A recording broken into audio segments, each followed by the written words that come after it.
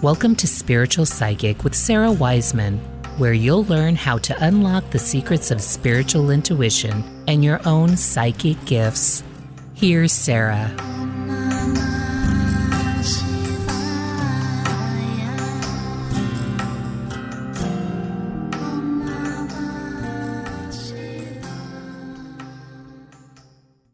Hey everybody, it's me, Sarah Wiseman. Today we're talking about, are you overly reliant on oracles? Learn how to break your reliance on card decks as your way of connecting to the universe.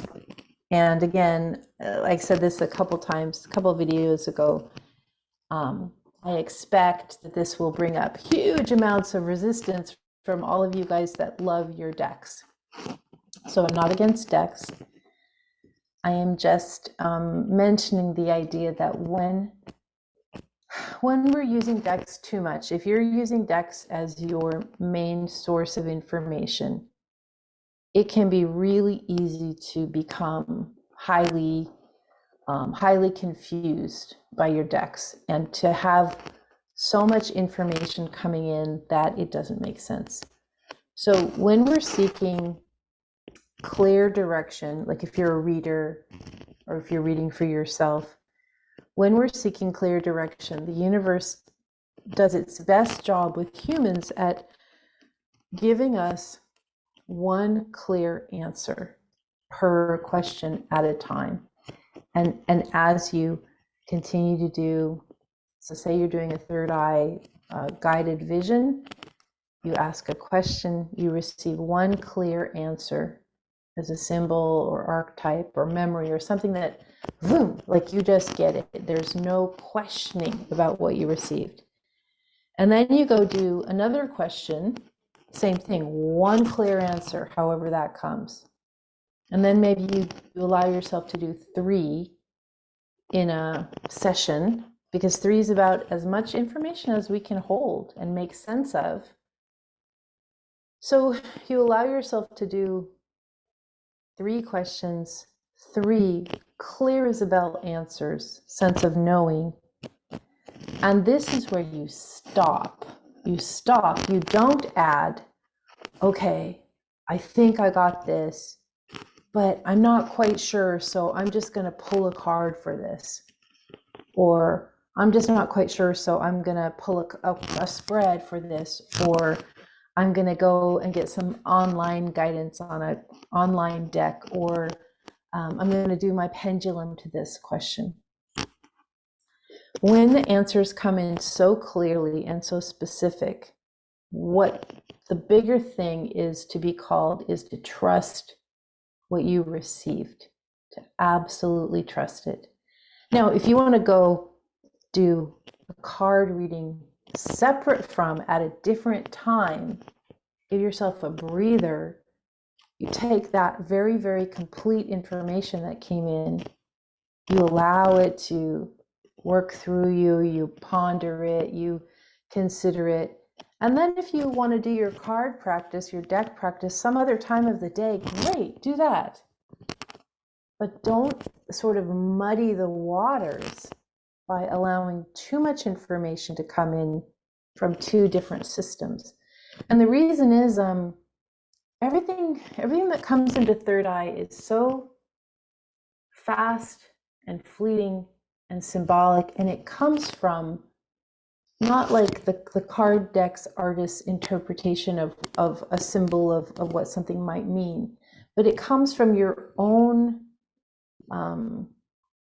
sort of spiritual database of all of your own and all of collective consciousness, symbols, archetypes, your own bank of memories, your own bank of emotions, and what those mean to you. And so you want to go with that information first. It's the most powerful. When you're using a deck or a pendulum or crystals, you are sort of using someone else's interpretation as your languaging. A little bit less with pendulum, I suppose, but In fact, let's take pendulum out of those. But when you're using cards, that artist, that author created that using the symbolism that they understood. But when we're doing visioning, we're working with the symbolism that is inherent and personal and specific and unique to each of us. And that's going to be a better source of information for you. It's not that the cards are incorrect, it's just that there's a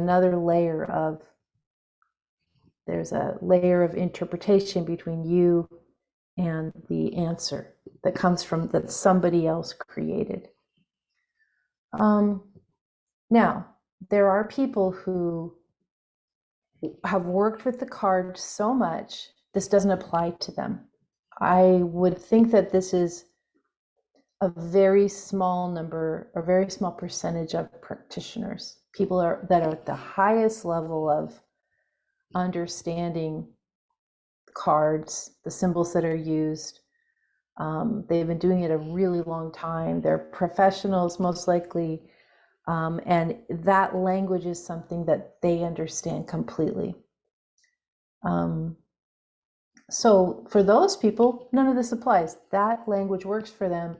They know how to use it. They're beyond fluent. They're expert in that particular language. And you'll probably find that most of those folks use, they just have like one or maybe two deck systems that they use. Like those are the languages that make sense to them. And I would say a lot of those people have past lives where they're working with those same decks before, or they just have this deep affiliation. But for lots of us, that's not the case. We look at the deck and we're like, okay, I'm going to study this. I'm going to crack the code. And it's great. It's great to study things. But how much easier it would be if you just went into your own personal collective, your personal library attached to collective consciousness and got your personal understanding of how things were from there. The other reason is sometimes there's this tendency to like, I'm just going to pull a card for the day. It's great, but it would be better if you, and it's also harder if you took the time and said, I'm going to meditate for a few minutes using, the rose technique or working with your guides or asking just to have symbols or visions. I'm going to take a few minutes and I'm going to meditate and ask the universe, show me what's going on today. That would be a better source of information for everybody, except for that small group of people that are so excellent at cards, to work with. It's harder. It's harder because you have to pause, you have to participate,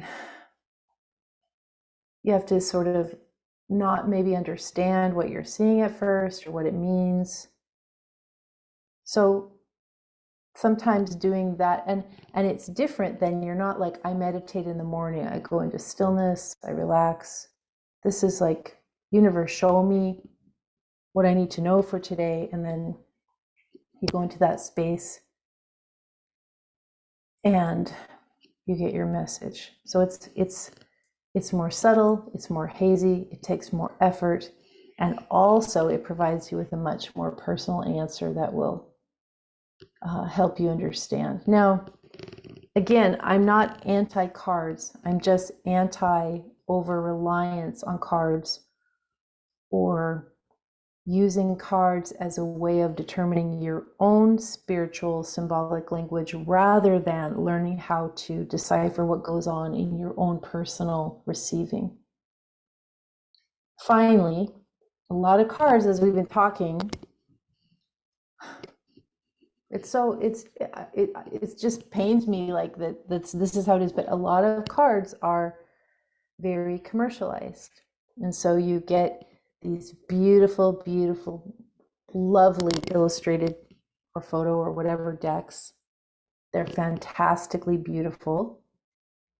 And the spiritual meaning does not really correspond to any system of symbolism or any system of information that the universe is going to be using for you.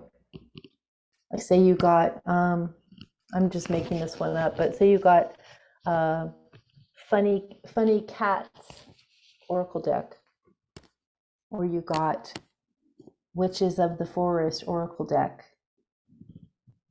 And chances are good that if you were to meditate with the guides, or you were to meditate with some of these systems that we use, none of those images would ever enter your third eye or come to you as a message from the universe ever, because it's not the language that you're here to work with. So you love how it looks, so you collect things, great. Really stick with what is real, and what is real is what the language is that you already understand inherently in your own self. All right, I'm Sarah Wiseman, and we will be back with more later. Thanks for listening. I'm at sarahwiseman.com.